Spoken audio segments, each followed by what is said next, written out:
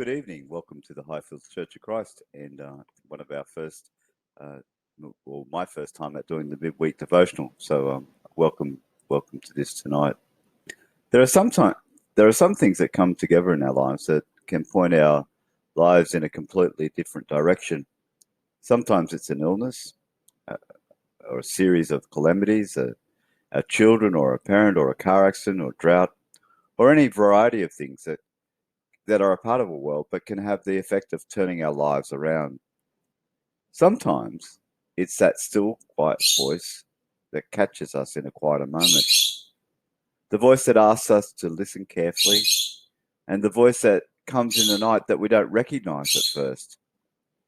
In any of these events, or when we stop to listen, there's an opportunity and a possibility to find God. The surprise for most of us is that God doesn't really often appear in the way that we expect him to. And often when we work out that it is God, he doesn't speak in the way that we expect him to, or say the things that we expect him to. I don't think that Moses, when he first encountered the burning bush, knew what a turning point that this was going to be in his life. And flowing out of his obedience, came a huge change for the nation of Israel. It's obvious from the conversation that follows when Moses walks into or towards that burning bush that he's not convinced that God is choosing him the huge task of leading his people out of slavery. But this is what happens. Walking into freedom. I'm not sure that when Moses stumbled onto a burning bush that he believed now is the time to walk to freedom.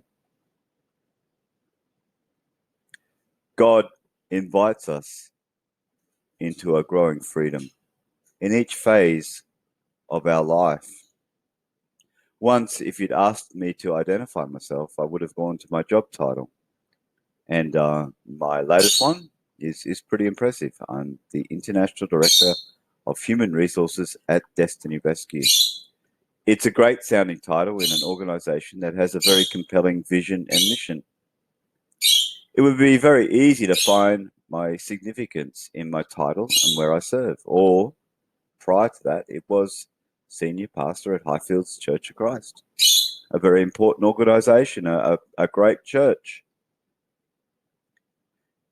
But after a number of careers, and each of them, I've loved them fiercely, I recognize that on the other side of love, there can be some deep disappointments. I expect that will happen in my latest career. It happened at times in my previous careers as well. But one of the main things that I really find a privilege in the Christian life is seeking out the beauty of the people that I am called to serve. My identity, my name, is being formed in the conversations that I have each day. And it's a chance to form an identity out of being called, out of walking into freedom, out of being loved and loving. In this space, I can take the courage that when I get it wrong, my God is there to catch me. One of my favorite poets and that I love is a guy called David Wyatt.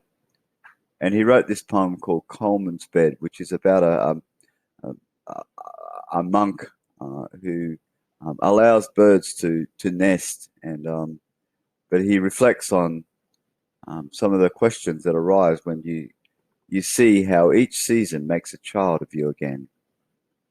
See with each turning day how each season makes a child of you again. Want you to become a seeker after rainfall and birdsong. Watch now how it weathers you to a testing in the tide and true. Admonishes you with each falling leaf to be courageous, to be something that has come through, to be the last thing you want to see before you leave this world. See how each season makes a child of you again.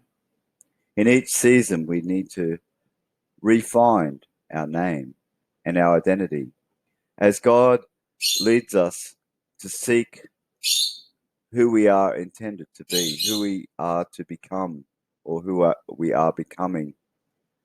And sometimes it means having a courageous conversation, the one that we don't want to have. At other times, it's finding the strength to be vulnerable and taking the risk of sharing our own vulnerability with others.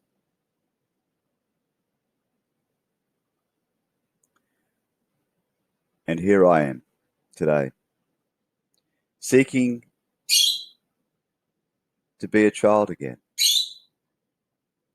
to learn today what God wants me to learn, to listen to what God wants me to hear, to be with God, and to be a seeker of what is wonderful in the people that I will have a conversation with this week. May God bless and keep you in those conversations.